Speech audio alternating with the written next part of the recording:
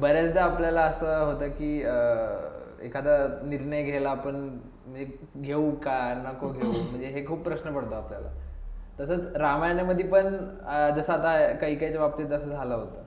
मग आपल्या जीवनात आपण असं कुठलं हे केलं पाहिजे, असं रामायणमध्ये आपण बघू शकतो की ओव्हरऑल जर आपण बघितलं की कर्तव्य आणि जे धर्म असेल, नीती असेल, मग ह्या सगळ्याच्या आजूबाजूला रिव्हॉल्व्ह होतं हे सगळं.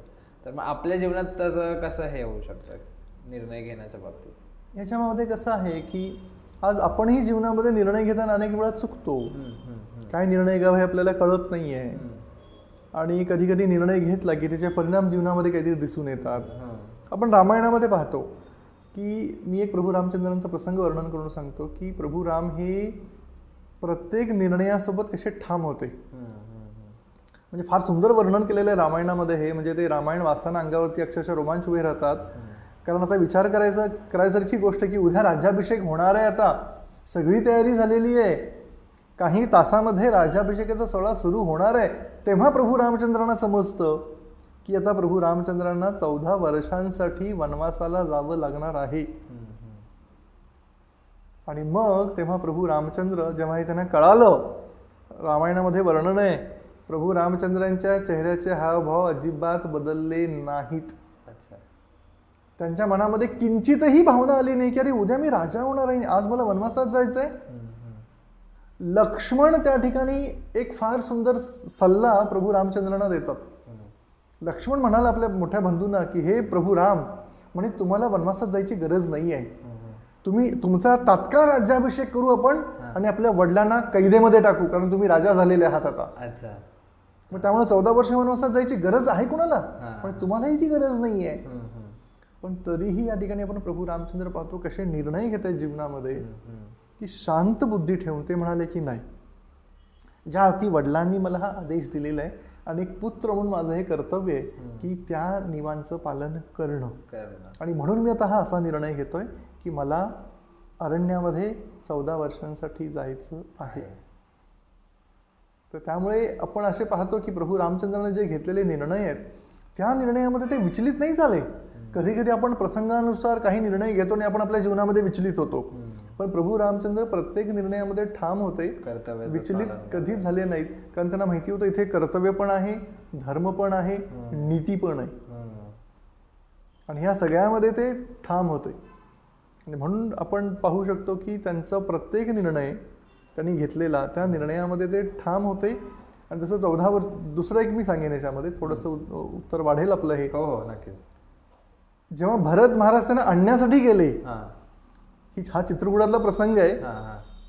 भरत महाराज आपल्या समवेत कौशल्या माता, कैकई, वशिष्ठ महर्षी, अख्खी सेना घेऊन ते चित्रकूटाला जातात आणि विनवणी करतात अक्षरशः प्रभू रामचंद्रांच्या चरणावर पडून विनंती की तुम्ही पुन्हा अयोध्येला चला. पण प्रभू राम ठाम होते. आता एखादा साधारण मनुष्य जर असता की एवढ्या विनंत्या केल्यानंतर तो म्हटलं असं चला मी येतो तुमच्या समोर. पण प्रभू रामचंद्र म्हणाले नाही, मी वचन दिलेलं आहे, मी 14 वर्ष झाल्यानंतरच येईल. तर ही निर्णय क्षमता होती. म्हणजे हे खरंच एकदम हे की एवढ्या विनंतीनंतर पण प्रभू श्रीरामांनी त्यांचं कर्तव्य जे आहे त्याचं पूर्ण केलेलं आहे.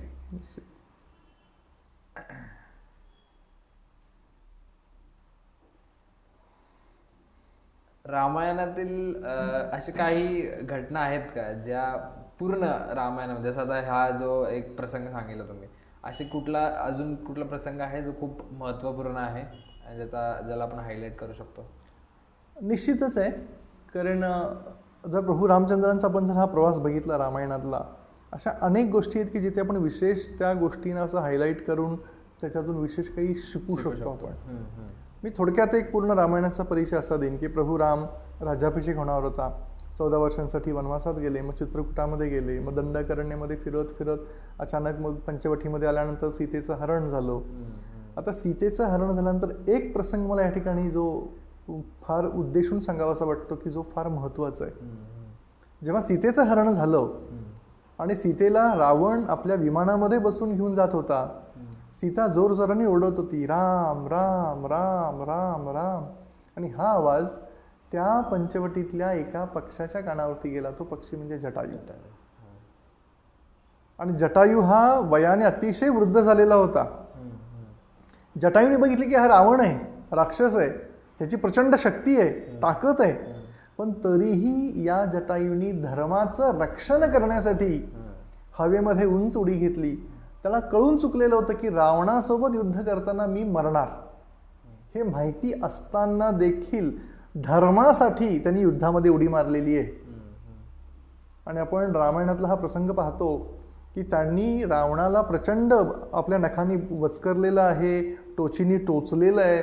शेवटी रावण चिडतो, आपल्या हातामध्ये तलवार घेऊन त्या जटायूचे दोन्ही पंख छाटतो आणि हा पक्षी धारातीर्थी खाली पडतो. म्हणजे एक गोष्ट आपण काय शिकतो या ठिकाणी, कधी कधी आपल्याला असं वाटतं ना की अरे माझ्याकडे काही शक्ती नाही, मी धर्माचा प्रचार का करावा. जटायूचं सुंदर उदाहरण आहे. शक्ती असो अथवा नसो, पण भगवंतासाठी कार्य केल्याने आजही आपण जटायूचं नाव घेतो की नाही, तसं आहे. त्यामुळे आपल्याकडे शक्ती असो अथवा नसो, आपण कार्य करत राहणं गरजेचं आहे. त्यामुळे असे रामायणातले प्रसंग आहेत, कदाचित जास्ती कुठे संदर्भात येत नसतील, पण असे फार महत्वाच्या गोष्टी आहेत की तिथे आपण बरंच काही शिकू शकतो. जसं आता रावणाचं इतकं म्हणजे विचित्र म्हणू शकतो आपण, विचित्र त्याचं कार्य होतं ते. आजकाल मी बघतोय रील्समध्ये की लोक प्रश्न विचारतात की तुम्हाला रावणासारखा, म्हणजे मुलींना प्रश्न विचारतात की तुम्हाला रावणासारखा पती हवाय की रामासारखा पती हवाय. तर मग बरेच लोक असं म्हणतात की नाही आम्हाला रावणासारखा पती हवाय, कारण की त्यांनी जे आहे ते सीतामैयाला त्यांनी हात पण नाही लावला, म्हणजे टच पण नाही केलं. मग हे म्हणजे फार लोकांपर्यंत मला वाटतं एक गैरसमज आहे किंवा काहीतरी चुकीची गोष्ट लोकांनी गृहीत धरलेली. मग ह्याचं थोडंसं एक्सप्लेनेशन देऊ शकता का? आजकाल काय झालेलं आहे की लोकांनी रामायणाचा अभ्यास केलेला नाही आहे, रामायण वाचलेलं नाही आहे, म्हणून ते रावणाची स्तुती करतात. एक दृष्टीने कधी कधी लोकांना वाटतं नाही अरे बघा रावण किती चांगला होता, म्हणजे त्यांनी सीतेला स्पर्शही नाही केला, म्हणजे किती रावण चांगला होता, किती त्याचं इंद्रियांच्यावर नियंत्रण होतं. असं बिलकुल नाही. का बरं? कारण रावणाला माहिती होतं की जर मी जबरदस्तीने जर सीतेला स्पर्श केला असता तर माझाच मृत्यू झाला असता. कारण रामायणामध्ये उत्तरकांडामध्ये याचं संपूर्ण वर्णन येतं. रावण जेव्हा शक्तिशाली बनलेला होता, तपस्या करून त्याला शक्ती मिळाली, मग त्यांनी ब्रह्मदेवांची उपासना केली असेल, भगवान शिवांची उपासना केली असेल, त्याला भरपूर ताकद मिळालेली होती, शक्ती मिळालेली होती, आणि त्या शक्तीच्या आधारे तो मग वेगवेगळ्या ठिकाणी जाऊन स्वतःची राजसत्ता स्थापन करायचा प्रयत्न करत होता. मग अशा प्रसंगामध्ये काय घडलेलं होतं की ज्या ज्या ठिकाणी तो गेला त्यांनी कुबेरासोबत देखील मोठं वैर निर्माण केलं, स्वतःच्या भावासमवेत. स्वतःच्या भावाच्या पत्नीसोबत पण त्यांनी व्यवहार चांगला केलेला नव्हता, स्वतःच्या सुनेसोबत त्यांनी व्यवहार व्यवस्थित केलेला नव्हता. तेव्हा अनेक स्त्रियांच्यावर अत्याचार करत असताना त्याला एक शाप मिळालेला होता की जर तू जबरदस्तीने कोणत्या स्त्रीला स्पर्श करशील तर तुझा सर्वनाश हा निश्चित आहे. आणि याची जाणीव रावणाला होती, आणि म्हणून त्याने जबरदस्तीने म्हणजे बाबा सीतेला स्पर्श नाही केला. असं नाही की रावण फार बाबा इंद्रिय निग्रह होता आणि म्हणून त्याने सीतेला स्पर्श केला, तर ही चुकीची संकल्पना आहे. लोकांनी अभ्यास केलेला नसल्यामुळे त्या अशा त्यांच्या मनामध्ये सगळे हे विचार आहेत. अच्छा, हा, म्हणजे आता खूप जास्त क्लिअर झालेलं आहे की त्याला तो शाप मिळाल्यामुळे त्यांनी असं काही केलं नाही, ते भीतीपोटी त्यांनी ते काय केलेलं नाही.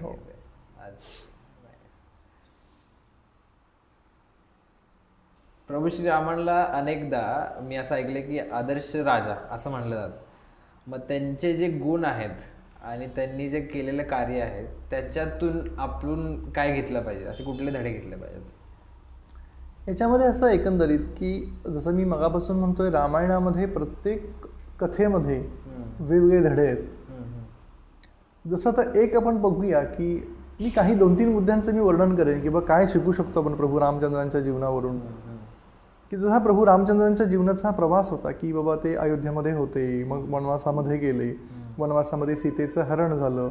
आता इथून पुढच्या ज्या कथा आहेत ना त्यामध्ये प्रत्येक गोष्टीत काही ना काही आपण शिकू शकतो. आता एक एक आपण कथा बघत जाऊया की काय काय आपण तिथे शिकू शकतो रामायणातून, किंवा प्रभू रामचंद्रांच्या जीवनामधून काय शिकू शकतो. जेव्हा प्रभू रामचंद्र सीतेच्या शोधामध्ये आहेत आणि सीतेच्या शोधामध्ये असताना सीता शोधण्याचा ते काटोकाट प्रयत्न करतायत, आणि मग ते झाडांना, वेलींना, पशूंना, पक्ष्यांना, भूमिमातेला, आकाशामध्ये असे वेड्यासारखे वागत होते की माझी सीता कुठे आहे, माझी सीता कुठे आहे, माझी सीता कुठे आहे. आणि एक आपल्या धर्मपत्नी समवेत आपला व्यवहार कसा असावा किंवा आपलं कर्तव्य काय आहे प्रभू रामचंद्र जीवनामध्ये दाखवत आहेत.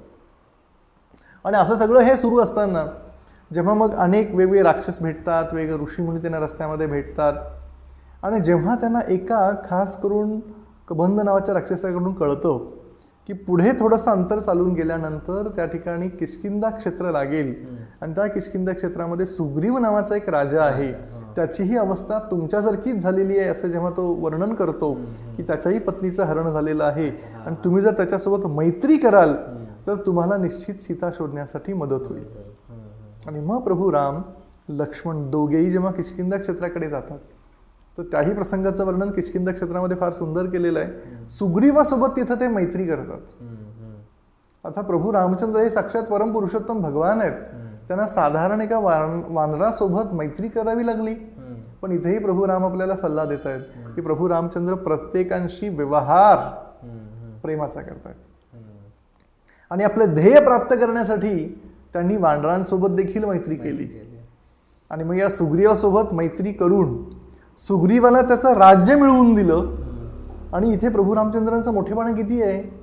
सुग्रीव आणि वालीचं युद्ध झाल्यानंतर भगवंतांनी तिथे हस्तक्षेप केला प्रभू रामांनी आणि वालीला मारलं आणि सुग्रीवाला राज्य मिळवून दिलं. पण त्या राज्यावर प्रभू रामचंद्रांनी स्वतःचा कधीही अधिकार दाखवला नाही. हे प्रभू रामचंद्रांचं मोठेपण आहे. सुग्रीवाला राजगादीवर बसवलं त्यांनी, हवं तर तेही राज्य आपल्या नियंत्रणामध्ये घेऊ शकले असते, पण सुग्रीवाला राजा त्यांनी केलेलं आहे. आणि हे प्रभू रामचंद्रांच्या जीवनातून शिकण्यासारखं आहे की कुठेही म्हणजे स्वतःचं नियंत्रण त्यांनी ठेवलं नाही. आणि ह्याच्याही पुढचं एक दुसरं सुंदर उदाहरण म्हणजे जेव्हा रावणाचा वध झाला तेव्हा रावणाच्या त्या गादीवर, लंकेच्या गादीवर प्रभू रामचंद्रांनी कुणाला बसवलं, विभीषणाला बसवलं. म्हणजे हा प्रभू रामचंद्रांचा मोठेपणा आहे. आता जसं आता लास्ट जे तुम्ही बोलला विभीषणाबद्दल, तर विभीषण जर बघितलं आपण तर रावणाचे फॅमिली मधलेच होते ते, पण मग ते रावणासारखे का नव्हते. म्हणजे जसं रावण बघितलं, कुंभकर्ण बघितलं, शूर्पणखा असेल, तर हे तिघं चौघं हे सगळे फॅमिली मेंबर्स असेल, पण त्यातून पण विभीषण हे वेगळे कसे होते आणि त्यांनी श्रीरामांचं शरणागती का घेतली. निश्चित आहे, असं वर्णन केलेलं आहे रामायणामध्ये. कारण विभीषण हे जरी रावणाच्या कुटुंबातले जरी होते, पण त्यांचे आचार विचार हे पूर्णपणे प्रभू रामचंद्रांना समर्पित होते. आणि तसं जर बघितलं विभीषणांच्या बाबतीमध्ये की विभीषण नेहमी प्रभू रामचंद्रांच्या गुणगानांचं चिंतन करत असायचे. कारण त्यांना अनेक ऋषीमुनींचा संघ लागलेला होता, त्यांच्यावर चांगले, त्या संघामध्ये त्यांच्यावर चांगले संस्कार झालेले होते. आणि म्हणून विभीषण हे एक पूर्णपणे व्यक्तिमत्व वेगळं आहे रामायणामध्ये. असुरी परिवारामध्ये राहून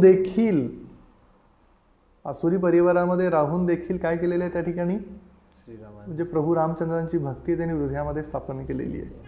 म्हणजे हे विभीषणांच्या जीवनातून शिकण्यासारखं आहे. कारण परिस्थिती अशी होती, भयानक होती, पण तरीही प्रभू रामचंद्रांच्यावर दृढ विश्वास होता. तर असं हे विभीषणांचं चरित्र आहे की बाबा त्यांच्याकडे बघून अनेक जण आकर्षित झाले खरोखर.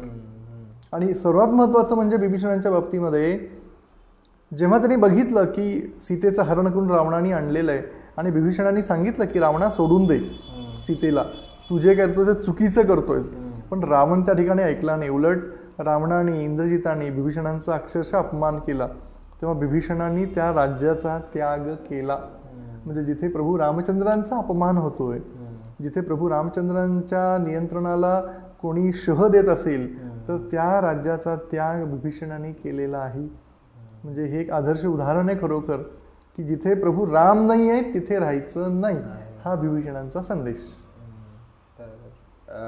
रामायणातील जे कथा आहेत, जे आपण आतापर्यंत चर्चा केली, बरेचसे कथा अशा आहेत जे जनसामान्यांना माहिती आहेत, पण अशा कुठल्या कथा आहेत का जे आमच्यासारख्या लोकांपासून दुर्लक्षित झालेले आहेत किंवा मग जे माहिती नाही आहेत लोकांना.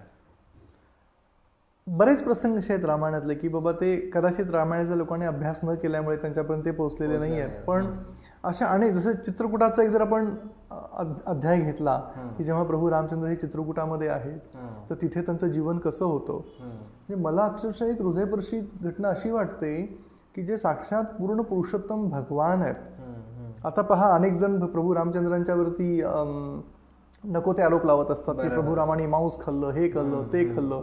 तर रामायणामध्ये वर्णन आहे, म्हणजे कसं वर्णन आहे बरं, की जेव्हा प्रभू राम हे चित्रकूटामध्ये होते आणि भरत महाराज त्यांना आणण्यासाठी गेलेले होते आणि जेव्हा भरतांच्याकडून प्रभू रामचंद्रांना कळालं की अरे म्हणे दशरथ म्हणजे माझ्या वडिलांचा आता मृत्यू झालेला आहे, तेव्हा प्रभू रामचंद्रांच्या डोळ्यातून अश्रुधारा आल्या आणि जवळच असलेल्या नदीवरती तर्पण देण्यासाठी प्रभू राम तिथे गेले. आणि म्हणतात ना की पिंडदान करताना आपण जे काही खात असतो ते नैवेद्य म्हणून अर्पण करणं गरजेचं आहे. तर त्या ठिकाणी वर्णन आहे, कौशल्य माता पाहत असते की प्रभू रामचंद्र काय अर्पण करतायत त्या ठिकाणी नैवेद्य म्हणून. आणि त्या अर्पण केलेल्या सगळ्या याच्यामध्ये मग झाडाची पानं, फळं, फुलं, कंदमुळं हे प्रभू रामाने तिथे अर्पण केलेलं आहे. म्हणजे प्रभू राम अरण्यामध्ये असताना केवळ कंदमुळं खाऊन त्यांनी आपलं निर्माण केलेलं आहे. म्हणजे अशा अनेक ह्या कथा आहेत की ज्या हृदयाला स्पर्श होणार आहेत. चित्रकूटामध्ये राहत असताना प्रभू रामचंद्रांनी जो काही एक बंधुप्रेम दाखवलेलं होतं ते सर्वश्रुत आहे. अनेकांना माहिती आहे किंवा भरत आणि रामांच्या मध्ये काय चर्चा झाली आणि कसं, हे सगळ्यांना माहिती आहे. पण जेव्हा आपण चित्रकूटातून पुन्हा प्रभू रामचंद्र बाहेर आले, पंचवटीमध्ये राहू लागले, मग अगस्त्य मुनींच्या आश्रमामध्ये येतात, तिथला त्यांचा व्यवहार, तिथल्या ऋषी मुनींशी, साधूंशी व्यवहार, मग तिथं खरदूषणांशी त्यांनी केलेला वध, मग अशा रीतीने हे रामायण हळूहळू पुढे पुढे पुढे पुढे येत राहतं. पण या सगळ्या प्रसंगामध्ये आपण पाहतोय, जसं मी आता हे चित्रकूटातल्या प्रसंगाचं वर्णन केलं, पण जेव्हा पंचवटीतून प्रभू राम असे पुढे पुढे येत आहेत आणि खास करून किष्किंधा क्षेत्रामध्ये आल्यानंतर जेव्हा लक्ष्मण आणि प्रभू राम हे किष्किंधा क्षेत्राच्या नगरीवरती आलेले आहेत आणि ऋषेमुख पर्वतावरती बसलेला सुग्रीव पाहतो आणि हनुमंतांना म्हणतो की जा आणि बघून या कोण आलेले ते दोन नवयुवक. आणि हनुमंत एक साधूच्या वेशामध्ये तिथं आले आणि त्यांनी दोघांना विचारलं तुम्ही कोण आहात. मग प्रभू रामांनी लक्ष्मणांनी आपला परिचय दिला आणि तो परिचय ऐकून हनुमंतांना अतिशय आनंद झाला. हनुमंत म्हणाले हे तर माझे आराध्य दैवत आहेत. आणि मग त्या ठिकाणी प्रभू राम लक्ष्मणाला म्हणतात हा काही साधारण वानर नाही आहे, ह्याचं चालणं, ह्याचं बोलणं, ह्याचे संस्कार किती चांगले झालेले आहेत. आणि मग हनुमंताची ते तिथे स्तुती करत आहेत. आणि मग त्या ठिकाणी आपण पाहतो की हनुमंताला देखील कळून चुकले माझे आराध्य दैवत आहेत. आणि पहिली भेट स्वामी आणि सेवकाची तिथे झालेली आहे. आणि मग हनुमंतांनी दोघांनाही आपल्या खांद्यावर घेऊन तो ऋषेमुख पर्वतावरती गेलेला आहे. आणि मग पहिली मैत्रीची भेट जर कुठे झाली असेल तर त्या ऋषेमुख पर्वतावरती झालेली आहे सुग्रीव आणि प्रभू रामचंद्रांची. आणि तिथेही सुग्रीवाच्या मनामध्ये थोडी भीती होती की खरोखर प्रभू राम हे मला मदत करू शकतील का. आणि म्हणून सुग्रीवानी अशा काही भगवंतांच्याकडून गोष्टी करून दाखवायला सांगितल्या जेणेकरून भगवंतांच्या शक्तीचा अनुभव येईल. त्यातली एक गोष्ट मी सांगेन की तिथे असे 7 ताल वृक्ष होते की ज्या ताल वृक्षांना वालींनी एका बाणामध्ये भेदलेलं होतं. मग प्रभू रामचंद्रांनी केवळ एक बाण आपल्या भारतातून काढला, धनुष्यावर प्रत्यंचा जोडली, बाण सोडला, तो बाण 7 ताल वृक्षांना पार करून भूमीमध्ये गेला, पाताळात गेला, पाताळातून पुन्हा बाहेरून त्यांच्या भात्यामध्ये बसला. तर ही प्रभू रामचंद्रांची शक्ती होती की ज्या म्हणजे किती शक्तिशाली होते. रामायणामध्ये अशा अनेक घटना आहेत की ज्या सर्वसामान्य लोकांच्या पर्यंत पोहोचलेल्या नाही. ही स्टोरी पण मला तशीच वाटली, परत बाला हो पुन्हा तो बाणून प्रभू रामचंद्रांच्या भातात बसतो. आता जसं रामायणाबद्दल आपण बोलताना तुम्ही हनुमंतांचं बोलला, तर हनुमानजींचं ह्या पूर्ण रामायणामध्ये एक काय विशेष रोल आहे आणि त्यांचं काय महत्व आहे या रामायणामध्ये. मी असं म्हणेन हनुमंताशिवाय रामायणच नाही आहे. कारण का बरं, हनुमंतांनी स्वतःचं एक असं आदर्श उदाहरण प्रस्थापित केलेलं आहे ना, कधीही मान सन्मान ह्या गोष्टींची अपेक्षा ठेवलेली नाही. हनुमंतांनी आदर्श सेवक कसा असावा ह्याचं एक सुंदर उदाहरण समाजासमोर ठेवलेलं आहे. आज समाजाला काय लागतं की एक आदर्श सेवक कसा असावा पाहायचं असेल तर हनुमंताकडे पाहायचं. का बरं, कारण हनुमंत नेहमी सेवेमध्ये असायचे. आणि त्यांनी कुठल्याही मान सन्मानाची अपेक्षा केली नाही. म्हणून मी अनेक वेळा लिडरशिप सेमिनारमध्ये हे वर्णन करतो. कारण आज जर लिडरशिप जर पाहायची असेल तर ती कुणाकडे बघायची? हनुमंताकडे बघायची. आणि याचं उदाहरण मला द्यावंसं वाटतं. फार सुंदर उदाहरण आहे की जेव्हा सीतेचं हरण झाल्यानंतर जेव्हा प्रभू रामचंद्रांची सुग्रीवाशी मैत्री झालेली आहे तेव्हा सुग्रीवांनी 4 दिशेला 4 वेगवेगळे सैनिक पाठवलेले होते. मग एक दिशा जी होती दक्षिणेकडची तिथे हनुमंत, जांबुवंत, नल असा हा सगळा वानरांचा जो संघ होता तो तिकडे गेलेला होता. हनुमंतही त्यातले एक प्रमुख होते. आणि पुढे गेल्यानंतर बघितलं की अरे मोठा अथांग समुद्र आहे, तो पार करणं कठीण आहे. मग जांबुवंत असेल, नल असेल, नील असेल हे म्हणाले की अरे आम्ही एवढे लांब जाऊ शकत नाही. कोणी म्हटलं की मी 10 योजन जाऊ शकतो, कोणी म्हणाले मी 20 योजन जाऊ शकतो, कोणी म्हटलं मी 40 जाऊ शकतो. पण हनुमंत एकमेव असे होते 100 योजन जाऊन पुन्हा 100 योजन परत येऊ शकत होते. ही हनुमंताची ताकद होती. आणि अशा हनुमंतांनी 100 योजन एका उड्डाणामध्ये पार करून लंकेमध्ये गेले, सीतेचा शोध लावला, सीतेशी वार्तालाप केला, सीतेला आश्वासन दिलं थोड्याच वेळामध्ये रामाना मी घेऊन आम्ही इकडे येऊ, रावणाशी युद्ध करू, तुमची सुटका करू, हे आश्वासन हनुमंतांनी दिलं. आणि मग हनुमंत रावण कसा आहे बघायचं होतं म्हणून त्या रावणाच्या महालात देखील प्रवेश केला. आणि तिथंही रावणाला त्रास देऊन लंकेमध्ये सगळ्या राक्षसांना अनेकांना मारून लंकेला जवळजवळ जाळून भस्मसात करून हनुमंत जेव्हा परत आलेले आहेत, परत कुठे आले ते ज्या ठिकाणी त्यांची सगळी सेना वाट पाहत होती त्या पर्वतावर ते आले. आणि तिथे येऊन सगळ्यांना म्हणाले की खरोखर सीतेचा शोध लागलेला आहे आणि आपण जाऊन प्रभू रामचंद्रांना सांगूया. आता इथे एक लिडरशिप क्वालिटी घेण्यासारखी, जेव्हा हनुमंत हे आपल्या सगळ्या सहपाठी मित्रांना घेऊन प्रभू रामांच्यापर्यंत आलेले आहेत, हनुमंत असं नाही म्हणाले की प्रभू रामा मी शोध लावलेला आहे सीतेचा. रामायणामध्ये फार सुंदर वर्णन आहे. हनुमंत म्हणाले प्रभू आम्ही सर्वांनी मिळून सीता महाराणीचा शोध लावलेला आहे. म्हणजे कुठलंही कार्य करताना ते श्रेय स्वतःकडे न घेता जर ते श्रेय आपण इतरांना वाटलं तर त्यामध्ये खरा आनंद आहे. आणि हे हनुमंताच्या जीवनातून खरोखर घेण्यासारखं आहे. अख्ख्या रामायणामध्ये जास्ती कार्य कोणी जर केलं असेल तर ते हनुमंतांनी केलं, पण श्रेय त्यांनी सर्वांना दिलेले. खूप छान. म्हणजे एकदम असं इन्स्पायरिंग स्टोरी होती ती खरंच. असं जे म्हणजे एक एक मुवमेंट तुम्ही जे सांगत होता ते असं डोळ्यासमोर येत होतं की अच्छा हनुमानजी आता तिकडे गेले, इथे उडी मारली आणि खूप सारे व्हिज्युअल्स लगेच क्रिएट झाले ते. आणि असं तुम्ही जे असं सांगत होता मला असं होतं की अच्छा हा म्हणजे नेमकं काय सांगायचंय लास्टला तुम्ही जे सांगितलं ते खरंच खूप छान त्याचं हे होतं. रामायणात आता जसं तुम्ही म्हणता की आपल्या विविध प्रदेशात म्हणजे ऑलमोस्ट अख्ख्या भारतामध्ये पोचलेले आहे आपलं रामायण. मग रामायणाचा ह्या विविध देशांमध्ये विविध प्रदेशांमध्ये काय इफेक्ट झाला आहे? म्हणजे ते मग विविध कालखंडामधले आपली संस्कृती असू दे किंवा कला असू दे किंवा मग ड्रामा असू दे, म्युझिक असू दे, ह्या सगळ्यावरतीच रामायणाचा कसा प्रभाव पडलेला आहे? जर आपण रामायणाचा अभ्यास करू तर एक दिसून येतं भारतातच काय भारताच्या बाहेर आशिया खंडामध्ये जर आपण आग्नेय आशियाचा जर भाग घेतला, थायलंड असेल, मलेशिया असेल, कंबोडिया असेल, अशा अनेक वेगवेगळ्या देशामध्ये देखील या रामायणाचा खूप मोठा प्रभाव पडलेला आहे. आपण अनेक ठिकाणी पाहतो तिथलं साहित्य, कला, नृत्य, संगीत या सगळ्यामध्ये रामायण वसलेलं आहे. आज अनेक बाहेरच्या देशामध्येही जर आपण जसं मी म्हणालो की आग्नेय आशियाच्या भागामध्ये आपण जर जाऊ तिथली जर आपण कला बघू, मग ती कोरीव कला असेल त्यामध्येही रामायणाच्या काही गोष्टी कोरलेल्या आहेत. मग त्या दगडावरती शिल्परूपामध्ये असोत, मग कधी कधी रामायण हे संगीताच्या माध्यमातून आहे, कधी कधी रामायण हे साहित्यामध्ये आहे. तर असं अनेक ठिकाणी हे रामायण अनेकांनी आपल्या जीवनामध्ये अवलंबलेलं आहे. आणि आज आपण भारतामध्येही पाहतो, भारतामध्येही म्हणजे रामायणाचा अभ्यास हा संस्कृतामध्ये केलेला आहे. म्हणजे साहित्य असेल, कला असेल, कलेमध्ये तरी आहेच, नृत्य असेल, नृत्याच्या माध्यमातून रामायणाचा मेसेज हा समाजाला दिला जातो.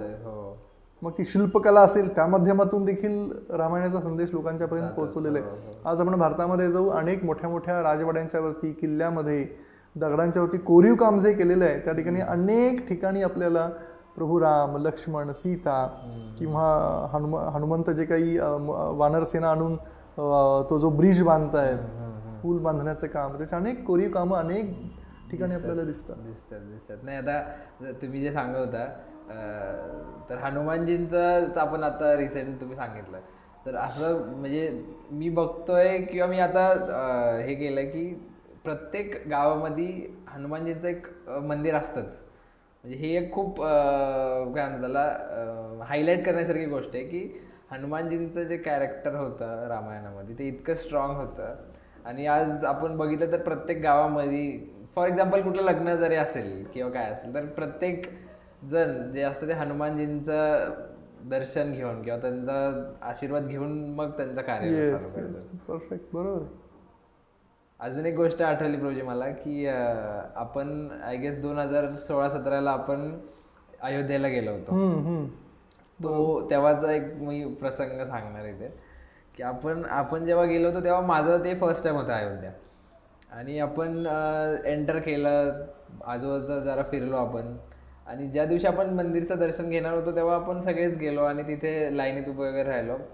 पण तेव्हा एक गोष्ट अशी होती की तिथे सिक्युरिटी जी होती ती खूप वेगळ्याच लेवलची सिक्युरिटी होती. म्हणजे ती सिक्युरिटी अशी वेगवेगळ्या स्टेजेसमध्ये होती. जवळजवळ त्याचे 4 ते 5 टप्पे होते. म्हणजे पहिल्या ॲक्च्युली त्यांनी पहिल्या स्टेपमध्येच त्यांनी सगळं काढून घेतलं होतं आपल्या. म्हणजे हातातला मोबाईल असू दे किंवा पर्स असू दे, गळ्यात काय असेल तर सगळं त्यांनी हे केलं होतं. नेक्स्ट टप्प्यामध्ये त्यांनी बेल्ट चेक करत होते की कुणी जर बेल्ट घातला असेल तर बेल्ट पण अलाउड नाही. परत थोडं पुढे गेले की हातातला वॉच असेल, वॉच पण अलाउड नव्हतं. म्हणजे ती सिक्युरिटी मंदिरापर्यंत जाऊस्तोपर्यंत इतकी स्ट्रिक्ट झाली होती की जवळपास आपण जेव्हा तिथं टच झालो मंदिरच्या इथे तेव्हा तिथं कमांडोज चालू झाले लिटरली. मग जेव्हा आपण जसं जसं लाईन पुढे जात होती मी बघत होतो की कमांडोज आहेत, हे सगळं एकदम वातावरण खूप म्हणजे ते एकदम डेंजर वातावरण होतं ते की म्हणजे मंदिराचं जर आपण वातावरण बघितलं तर ते एकदम असं हॅपनिंग असतं, खूप असं छान. आणि सगळीकडे कीर्तन चालू असतं किंवा आजूबाजूला कुठे हारवाले असतात, फुलवाले असतात. पण तिथे तसं काहीच नव्हतं. तिथे एकदम असं कमांडोज आणि एकदम वेगळंच वातावरण होतं ते. आणि जसं आपण पुढे गेलो तर मग तिथे एक छोटासा तंबू होता साईडला आणि लोक जाऊन तिथं असं पाया पडत होते. मग मी पण पाया पडलो, म्हणलं ठीक आहे असेल काहीतरी. मग थोडंसं पुढे गेल्यानंतर मला असं झालं की मंदिर येतच नाही, मंदिर कुठे आहे. मग मी तिथल्या एका कमांडरला विचारलं की अरे यहाँ पे जो राम मंदिर कहाँ पर है वो. तर ते बोलले ये जो पीछे है वही है वो. मग मला तेव्हा कळालं की अच्छा ते जे तंबूचं होतं तेच श्रीरामांचं मेन मंदिर आहे. मग मी परत जाऊन व्यवस्थित बघितलं, म्हणलं अरे बापरे, म्हणजे जे अख्ख्या ब्रह्मांडाचे नायक आहेत श्रीराम आहेत ते भगवंतांना असं छोट्याशा तंबूमध्ये राहावं लागतं. म्हणजे ती खरंच एक अशी वाईट गोष्ट होती म्हणजे तेव्हाच्या परिस्थितीमध्ये. आणि आज जेव्हा आपण बघतोय की एवढं छान इथे वातावरण झालेलं आहे याच. आणि सेकंड सीन असा होता की जेव्हा आपण तिथं ट्रॅव्हल करत होतो तेव्हा एक रिक्षावाल्याशी माझं बोलणं झालं. मग त्यांना मी जस्ट विचारलं की बाबा तुमचं इथं कसं आहे म्हणजे राम मंदिर कधीपर्यंत होईल. पण ते त्यांच्या बोलण्यातनं इतकं त्यांचं स्ट्रॉंग हे येत होतं की कब होगा क्या होगा हमें कुछ पता नहीं, लेकिन जिस दिन रामलला आ जाएंगे मंदिर हो जाएगा उस दिन हमारी असली में जो दिवाळी आहे वो हम मनाएंगे. म्हणजे आज जर आपण बघितलं आपले भारताचे जे पंतप्रधान आहेत त्यांनी जी अनाउन्समेंट केली की 22 जानेवारीला आपण सगळ्यांनी दिवाळीचा सण साजरा करायचा. म्हणजे ते ती जी भगवंत जवळपास 550 वर्षानंतर भगवंत त्यांच्या मंदिरात विराजमान होणार आहेत. हा जो आनंद आहे हा म्हणजे काटा येतो अंगावरती, एकदम असं छान वातावरण असणार त्या दिवशी. निश्चित. मला असं वाटतं प्रभू राम ही सर्वांचे आश्रयस्थान आहे. मला असं वाटतं जाता जाता हा एक आपण संदेश सगळ्या समाजाला दिला पाहिजे आपल्या या चर्चेतून. आज प्रत्येक समाजातला व्यक्ती दुःखी आहे, चिंताग्रस्त आहे, अनेक चिंता त्याला डोकीमध्ये भरलेल्या आहेत. त्या चिंतेतून तो बाहेर येत नाहीये. आणि म्हणून एक हिंदी फार सुंदर भजन आहे, मला असं त्या 2 भजनाच्या ओळी आपण आज हे चर्चेमध्ये म्हणूया. हमारे साथ श्री रघुनाथ तो किस बात की चिंता, चरण में रख दिया माथा जब क्या, चरण में रख दिया माथा तो किस बात की चिंता, न खाने की न पीने की न मरने की न जीने की, तेरे स्वामी को है तेरे हर बात की चिंता. वा. तर त्यामुळे प्रभू रामचंद्र हे आपल्या सगळ्या भक्तांची काळजी घेणारे आहेत. म्हणून प्रत्येकाने रामनामाचा आश्रय घेऊन आपल्या जीवनातल्या चिंता ह्या दूर कराव्यात. हाच संदेश आपल्या रामायणाचा आहे. वा. आणि जाता जाता एक अशी आपण एक नाही असे तर आता बरेच आपण चर्चा झाली आपली, बरेच कथा झाले, पण असा एक कुठला तरी इम्पॉर्टंट तुम्ही असं हे सांगू शकता की जो आपल्या लाईफसाठी खूप इम्पॉर्टंट गोष्ट आहे, म्हणजे अख्ख्या या रामायणातून अशी एक खूप महत्त्वाची गोष्ट जी आपण सगळ्यांनी घेतली पाहिजे. हो, मला असं वाटतं की आज सगळा समाज हा दुःखामध्ये आहे, शोकसागरामध्ये आहे. जीवनामध्ये सगळं काही आहे पण जीवनामध्ये सुख नाही आहे, समाधान नाही आहे.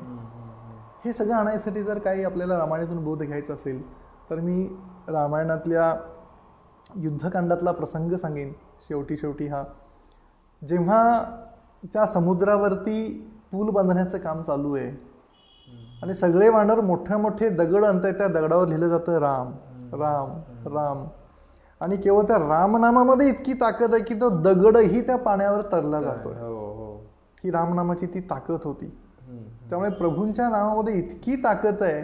आज आपल्या जीवनामध्ये कितीही समस्या असली किंवा समस्या असोत, पण त्या काळामध्ये आपण जर प्रभूंच्या नामांचा जय जयकार करू, नामस्मरण करू, म्हणून म्हटलं ना की हमारे साथ श्री रघुनाथ तो किस बात की चिंता.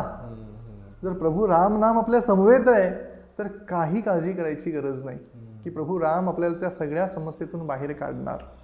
आणि म्हणून एका संस्कृत कवीने फार सुंदर वर्णन केलं. ते म्हणतात, राम नाम लड्डू कृष्ण नाम घी, हरिनाम कांडक्षीर घोरी घोरी पी. म्हणजे कोणाला जीवनामध्ये खरा आनंद जर घ्यायचा असेल ना, त्यांनी राम आणि कृष्णाची नामं सतत घेत राहा. आणि रामनाम कसं आहे, रामनाम लड्डू, रामनाम हे लाडवासारखं आहे. कृष्ण नाम घी, कृष्ण हे तुपासारखं आहे.